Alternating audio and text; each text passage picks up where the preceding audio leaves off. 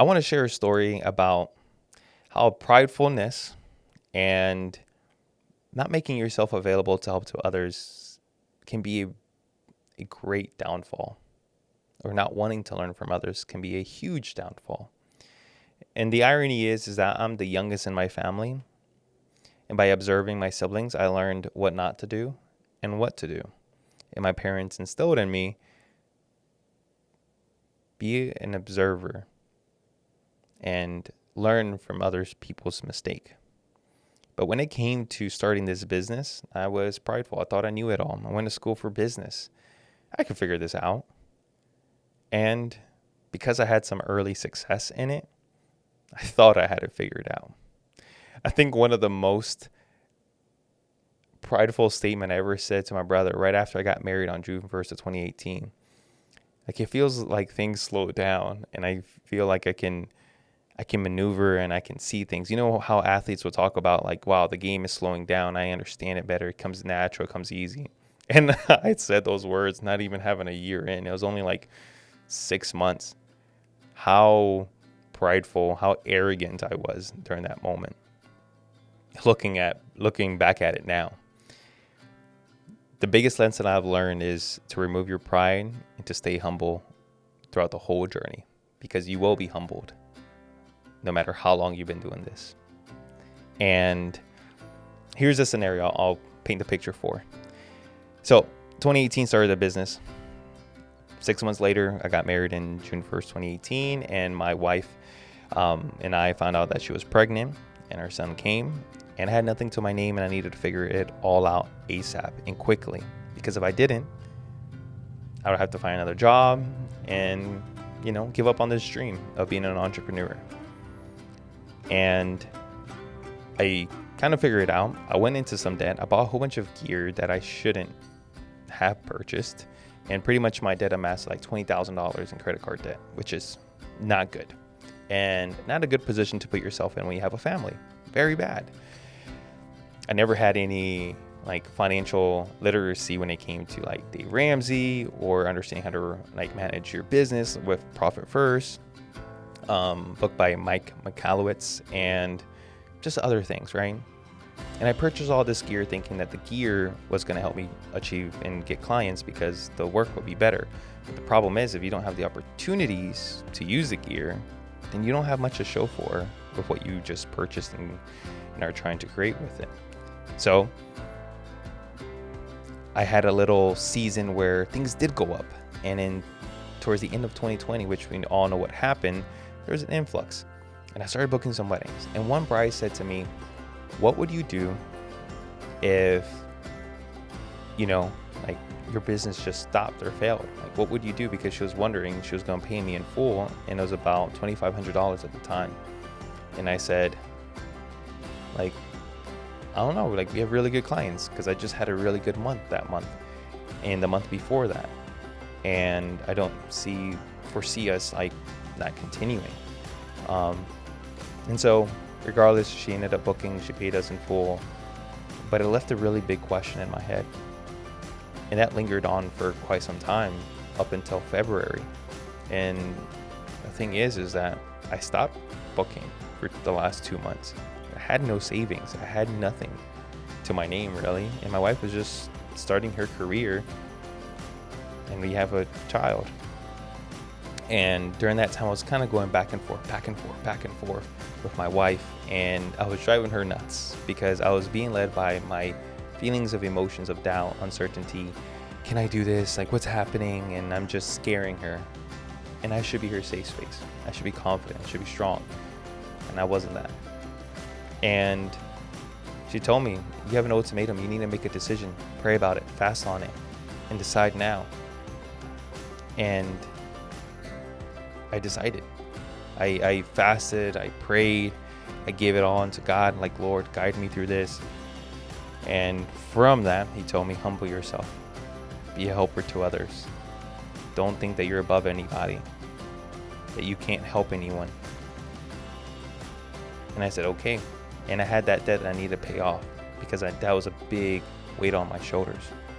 And so what I did was I got a part-time job, a warehouse. I have a college degree and everything. And then when I got the job, they were like, you're like way overqualified to be here. I'm like, I know, but I need the job. It works with the hours. And so that means I'll work through the midnight shift while during the day I can edit and try to run this business and to figure it out, right? Because I believe that God still called me to still be here. And I did it. I signed up, I got hired, and then I also decided, okay, I'm gonna humble myself. And so I went on Honeybook. I said, hey, if anybody needs any second shooters, I'll be willing to help. I'll love to help. And from that stemmed some relationships. Before I knew it, I met a photographer probably 3 weeks later, and she had to follow my work. She really loved what I've been doing at the time. And she said, hey, I'd love to like work some type of business agreement where, you know, we would sell your video packages and you still be able to represent your company and be able to sell photo and video to our couples and just make it easy for them in their experience. And I said, amazing, like I'll love to do that. Let's do it. And before we knew it, she ended up booking the first couple like pretty immediately. And then I booked a few weddings on my own, like 2. And then a week goes by on my birthday week in April. I start the job at the warehouse, and I was in there maybe 3 days. By the 3rd day, I put my resignation in because on the birthday, the photographer comes at me and says like, hey, we've been working with a previous photographer, but we don't feel very confident. We really love you. We're really aligned, and we love your attitude, and we love what you have to bring and your talent and the way that you serve. And opened the door, and she said, I want to give you all the contracts, but they're of, you know, whatever is his pricing versus yours, and but they're there if you want them. And I said, well, how many are they? And she said 20 weddings. I was like, wow, let's do it. And 20 weddings were booked, and I was just like, wow, this is insane. In 1 month, 20 weddings were booked, most I've ever gotten in my career at the time. And that was through another photographer. And I said, wow, this is amazing. And what it allowed me to do is use those deposits, pay off debt. And then I started booking even more weddings on my own. I booked probably like 4 that month. I was able to pay off more of that debt. And then I was able to buy my first cinema camera that I leased through Canon directly. That was 0% interest at the time. And I said, okay, I'll lease it. It's 0%. I have 20 weddings now just booked, plus what I booked. And then I was in commercial at the time, and I ended up hiring a big commercial contract at the time, and I paid off all my credit card debt, 20 grand in 2 months. It was insane.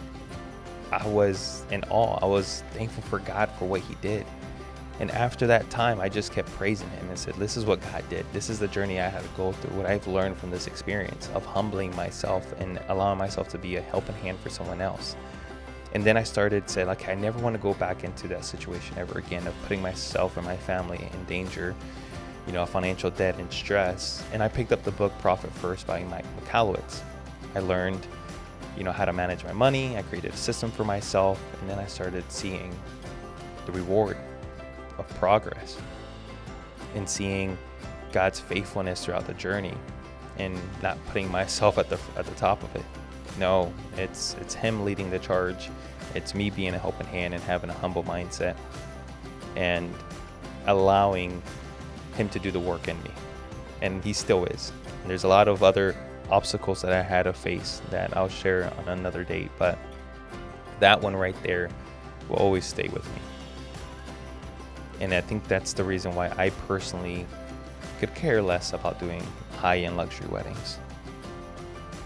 I just want to serve intentionally to the couples who believe in me, who put their hard-earned dollars and invest into me because they are investing into my family, into my dream, into my craft, and what I get to do. So I'm going to serve them at the highest capacity I can and create something that it's not just a video. For me, it's not just a video. It's about having something that's tangible that can be shared to the next generation and the next generation and the next generation. And hopefully that the foundation of all these couples, when they've got married and they've said their vows and they've heard their loved ones speak great about them and the memories and the things that were shared, that will be impactful to the next generation. and that they may be blessed, and that they may see where their parents started, and all the loved ones that were there.